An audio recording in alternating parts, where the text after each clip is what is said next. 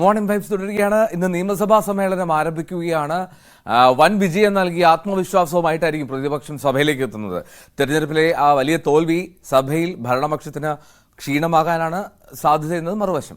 സഭാ സമ്മേളനത്തിന്റെ ആദ്യ ദിവസം തന്നെ ബാർക്കോഴ വിവാദം പ്രതിപക്ഷം അടിയന്തര പ്രമേയ നോട്ടീസായി കൊണ്ടുവരാനും സാഹചര്യമുണ്ട്.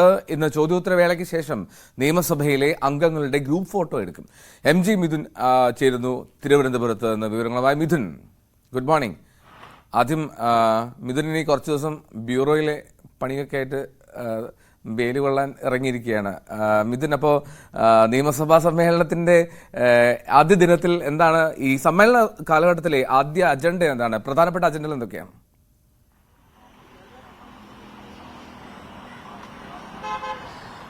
Eldho, good morning. എന്തായാലും ആദ്യ ദിവസം തന്നെ നിയമസഭാ റിപ്പോർട്ടിംഗ് തന്നെയാണ് എന്നുള്ളത് തന്നെയാണ്. എന്തായാലും രാവിലെ മുതൽ തന്നെ എല്ലാ മാധ്യമപ്രവർത്തകരും ഇവിടേക്ക് എത്തുകയും ചെയ്തിട്ടുണ്ട്. എന്തായാലും ഇന്നത്തെ പ്രധാനപ്പെട്ട കാര്യം ലോക്സഭാ തെരഞ്ഞെടുപ്പിൽ ലഭിച്ച ഏറ്റവും വലിയ വിജയത്തിന്റെ ആത്മവിശ്വാസത്തിൽ കൂടിയാണ് പ്രതിപക്ഷം ഇന്ന് സഭയിലേക്ക് വരുന്നത്. പക്ഷേ തുടർച്ചയായിട്ടുള്ള രണ്ടാം ലോക്സഭാ തെരഞ്ഞെടുപ്പിലും കനത്ത തിരിച്ചടി ഏറ്റുവാങ്ങേണ്ടി വന്ന ഇടപക്ഷത്തിന് ഇന്ന് സഭയിൽ ഇക്കാര്യത്തിൽ വലിയ ക്ഷീണമാകുമെന്നുള്ള കാര്യത്തിൽ സംശയമില്ല. ഒപ്പം തന്നെ ബാർക്കോഴ ആരോപണം, രണ്ടാമതായിട്ടുള്ള 2.0 ബാർക്കോഴ ആരോപണം തന്നെയായിരിക്കും പ്രധാനമായും പ്രതിപക്ഷം ഇന്ന് അടിയന്തര പ്രമേയമായി ഉന്നയിക്കുക എന്നാണ് മനസ്സിലാക്കാൻ സാധിക്കുന്നത്. അങ്ങനെയെങ്കിൽ ടൂറിസം, എക്സൈസ് വകുപ്പ് മന്ത്രിമാർ ഇക്കാര്യത്തിൽ കൃത്യമായ നിലപാട് അറിയിക്കേണ്ടിയിരിക്കുന്നു. ഒപ്പം തന്നെ നേരത്തെ തന്നെ ഇതുമായി ബന്ധപ്പെട്ടുള്ള വിശദീകരണം നേരത്തെ എക്സൈസ് മന്ത്രിയുടെ ഭാഗത്തുനിന്നും ഒപ്പം തന്നെ ടൂറിസം മന്ത്രിയുടെ ഭാഗത്തുനിന്നും ഒക്കെ വന്നതാണ്. എങ്കിൽ പോലും തന്നെ സഭയുടെ മുന്നിലേക്ക് ഈ കാര്യങ്ങൾ വരുന്നത് കൊണ്ട് തന്നെ ആ ചോദ്യങ്ങൾക്ക് കൃത്യമായി മറുപടി പറയേണ്ട ഒരു സ്ഥിതിവിശേഷത്തിലേക്ക് കാര്യങ്ങൾ പോവുകയും ചെയ്യും. എന്തായാലും ഇക്കാര്യത്തിൽ എന്ത് മറുപടിയാണ് ഭരണപക്ഷം നൽകുന്നതെന്നുള്ള ഒരു കാത്തിരിപ്പ് തന്നെയാണ് എന്തായാലും ഉള്ളത്. എന്തായാലും ഇന്നത്തെ ഈ ചോദ്യോത്തര വേളയ്ക്ക് ശേഷം അടിയന്തര പ്രമേയം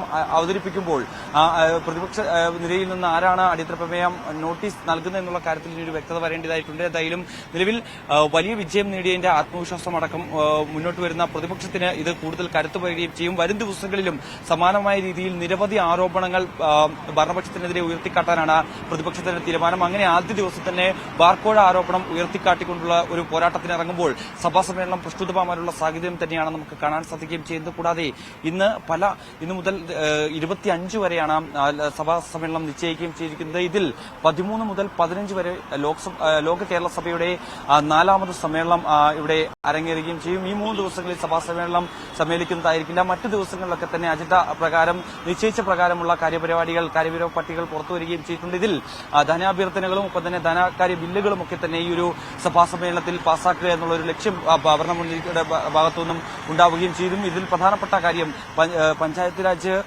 ഭേദഗതി 2ാം ബില്ലാണ് ഇന്ന് പ്രധാനമായിട്ടുമുള്ളത്. കൂടാതെ തന്നെ മുനിസിപ്പാലിറ്റി ബില്ലും അതിന്റെ 2ാം ഭേദഗതി ബില്ല് കൂടി സഭയുടെ പരിഗണനയിലേക്ക് വരും. ഇതൊക്കെ തന്നെ പാസാക്കിയെടുക്കേണ്ട ഒരു സ്ഥിതിവിശേഷമുണ്ട്. എന്തായാലും സഭാ സമ്മേളനം ഇന്ന് പ്രക്ഷുബ്ധമായുള്ള ഒരു സാഹചര്യം തന്നെയാണ് നമുക്ക് കാണാൻ സാധിക്കുകയും ചെയ്യുന്നത്. എന്തായാലും രാവിലെ 9 മണിയോടുകൂടി സഭാ സമ്മേളനമായിരിക്കും. ചോദ്യോത്തര വേളയിൽ എന്തായാലും വലിയ തടസ്സങ്ങളൊന്നുമില്ലാതെ മുന്നോട്ട് പോകാനുള്ള ഒരു സാഹചര്യം തന്നെയാണ് എന്നാണ് മനസ്സിലാക്കാൻ സാധിക്കുന്നത്. എന്തായാലും 10 മണിയോടുകൂടി അടിയന്തര പ്രമേയം ആരംഭിക്കുമ്പോൾ മുതൽ തന്നെ പ്രതിപക്ഷം നടുത്തളത്തിലിറങ്ങി പ്രതിഷേധിക്കുന്ന തരത്തിലേക്ക് കാര്യങ്ങൾ പോകുമെന്നാണ് കരുതുന്നത്.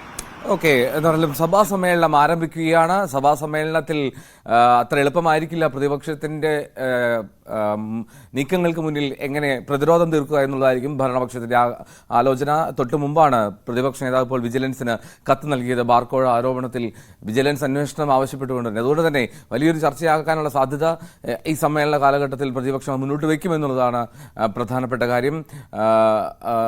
മിഥുൻ, ഈ പല പ്രശ്നങ്ങൾ നേരിടുന്നുണ്ട് LDF ഈ കാലഘട്ടത്തിൽ ഉടനീളം. അത് ലോക്സഭാ തെരഞ്ഞെടുപ്പിലെ തോൽവി, മുന്നണിയിലെ പ്രശ്നങ്ങൾ, ഒപ്പം മുഖ്യമന്ത്രിക്കെതിരെ വലിയ വിമർശനങ്ങൾ ഘടകകക്ഷിയിൽ ഉൾപ്പെടെ ഉയരുന്ന സാഹചര്യം, ഇതൊക്കെ പ്രതിപക്ഷത്തിന്റെ ആത്മവിശ്വാസം കൂട്ടുമെന്നുള്ള കാര്യത്തിൽ സംശയമില്ല. മറ്റൊന്ന്, ഈ വലിയൊരു കരുത്തുണ്ടാകും ഈ ജയത്തിന്റെ ഒരു ആത്മവിശ്വാസം നൽകുന്ന ആ ഫാക്ടറിൽ. അപ്പോൾ എങ്ങനെ പ്രതിരോധം തീർക്കുക എന്നുള്ളതായിരിക്കും ഈ കൂടുതൽ പ്രശ്നങ്ങളിലേക്ക് സഭാ സമ്മേളനം നീങ്ങിയാൽ, പ്രക്ഷുബ്ധമായാൽ എങ്ങനെ അതിനെ പ്രതിരോധിക്കുക എന്നുള്ളതായിരിക്കും സർക്കാരിന്റെ ആലോചന.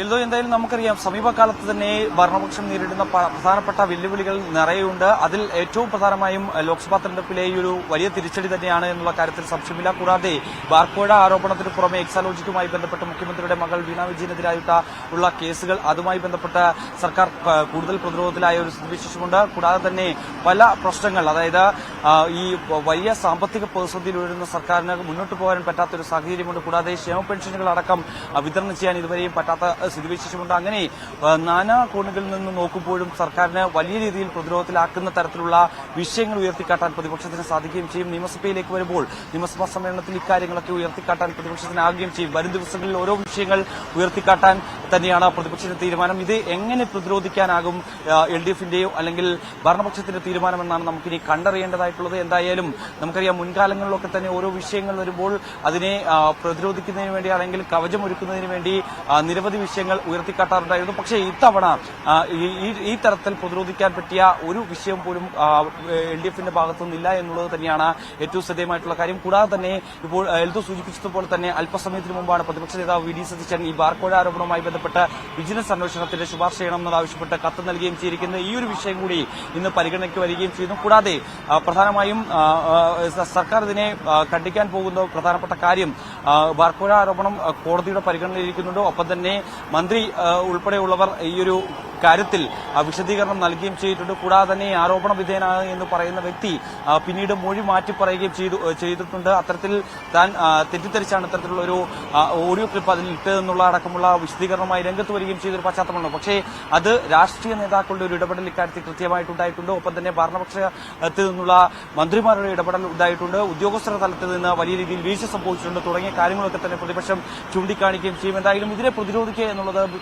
ഭരണപക്ഷത്തെ സംബന്ധിച്ച് വലിയൊരു വെല്ലുവിളി തന്നെയാണ് എന്നുള്ള കാര്യത്തിൽ സംശയമില്ല. എന്തായാലും ഇന്ന് ഈ വിഷയം എടുക്കുമ്പോൾ തന്നെ സഭ പ്രക്ഷുബ്ധമാകുന്ന ഒരു സാഹചര്യമാണ്. മുൻകാലങ്ങളിലെ പോലെ തന്നെ സ്പീക്കർ പ്രധാനമായും ഉന്നയിക്കാൻ പോകുന്ന കാര്യം, ഈ വിഷയം കോടതിയുടെ പരിഗണനയിലിരിക്കുന്ന പല വിഷയങ്ങൾ സഭയുടെ മുന്നിലേക്ക് വരുന്നുണ്ട്. അതൊക്കെ തന്നെ ചർച്ച ചെയ്യാൻ സാധിക്കില്ല എന്നുള്ളൊരു നിലപാട് സ്പീക്കർ എടുക്കാനുള്ള ഒരു സാധ്യത കൂടി നമുക്ക് ഈ ഒരു മുന്നിൽ കാണേണ്ടിയിരിക്കുന്നു. എന്തായാലും ഭരണ പ്രതിപക്ഷ വാക്പോരുകൾക്ക് ഇന്ന് സഭാ സമ്മേളനം സാക്ഷ്യം വഹിക്കും.